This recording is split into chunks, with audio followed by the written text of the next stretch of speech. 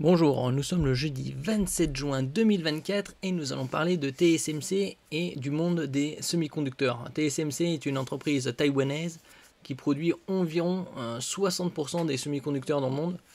Et cette société-là se voit bien encore numéro 1 mondial jusqu'en 2030 et au-delà.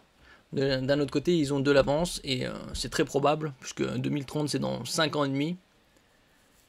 Et ils ont pas mal d'avance. Même s'ils n'étaient pas les premiers sur la lithographie 3 nanomètres, comme on avait lu précédemment avec Samsung, pour 6 mois d'écart.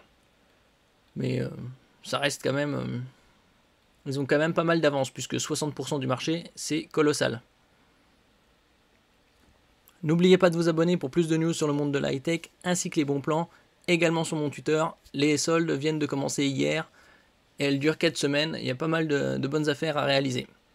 Semi-conducteurs, malgré la concurrence, TSMC se voit premier fondeur mondial pour longtemps.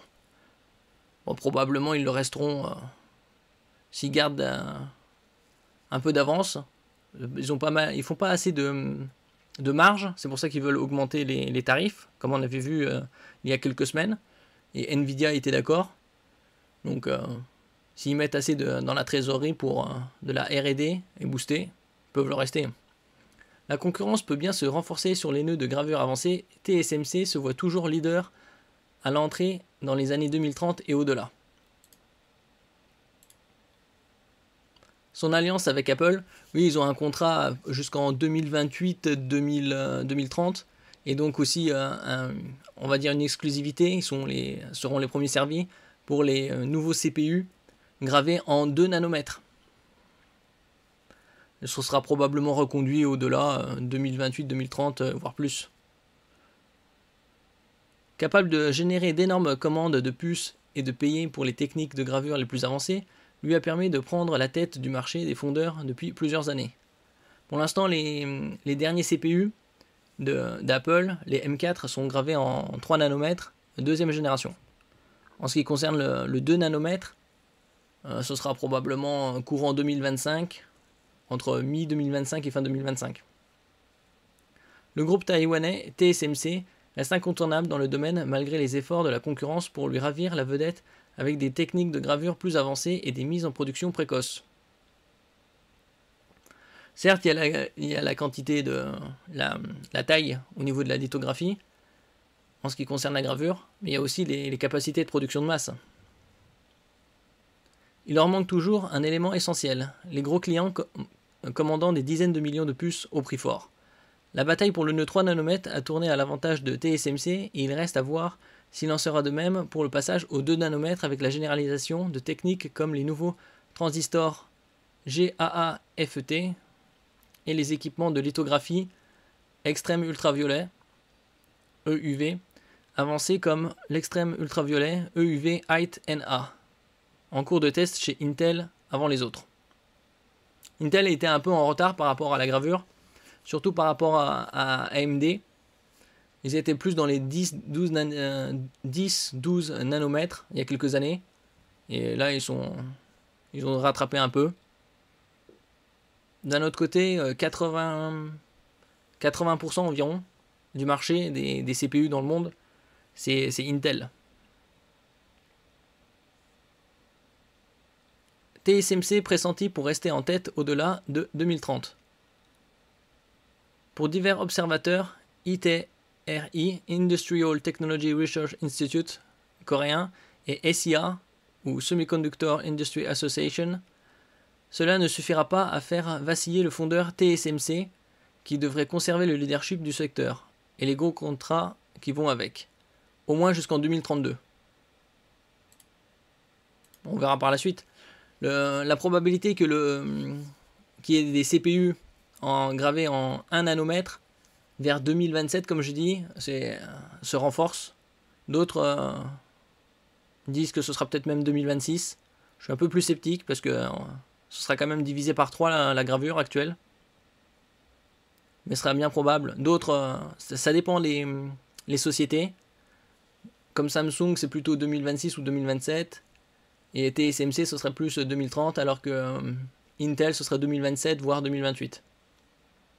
Alors pour l'instant, on est mi-2024, on verra les avancées.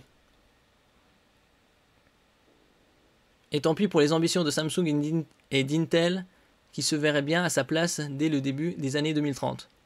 Plusieurs instituts estiment que la domination de TSMC ne pourra guère être remise en cause avant le passage à la gravure de moins de 1 nanomètre. Alors déjà 1 nanomètre, c'est le nanomètre symbolique, parce que ça fait déjà des décennies qu'on est sur cette taille-là. Mais passer en dessous du nanomètre, ce sera vraiment un autre monde. Ce sera un peu comme passer de mégahertz à gigahertz dans les transistors, au niveau de la fréquence. Et ça, c'était au début des années 2000. Il faudra alors passer à de nouveaux types de transistors dits CFET, Complementary Field Effect Transistors, qui sont à l'étude dans les laboratoires. C'est peut-être là que les cartes seront rebattues si Taïwan ne s'assure pas de collaboration internationale suffisamment solide. TSMC aussi a des usines au sud-ouest des États-Unis qui sont en construction en Arizona. Justement à cause de la menace de la Chine sur Taïwan. Donc les États-Unis ont créé une enveloppe de plusieurs centaines de milliards, le Chip Act Agreement, pour justement encourager les sociétés à construire des factories, des usines de construction de semi-conducteurs aux États-Unis.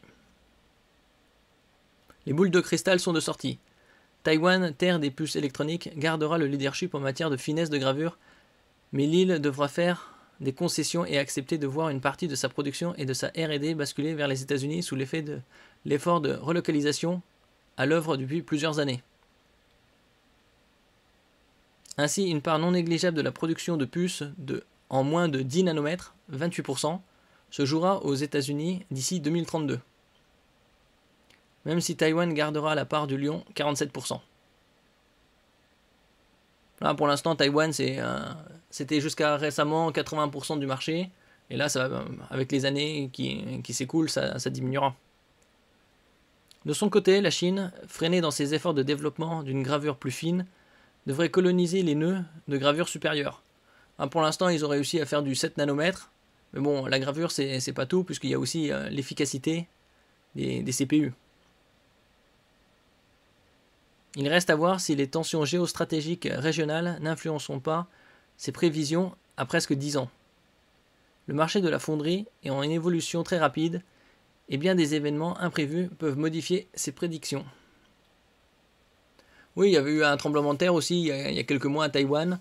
Bon, les usines TSMC n'étaient pas impactées significativement, mais ça avait ralenti légèrement la production.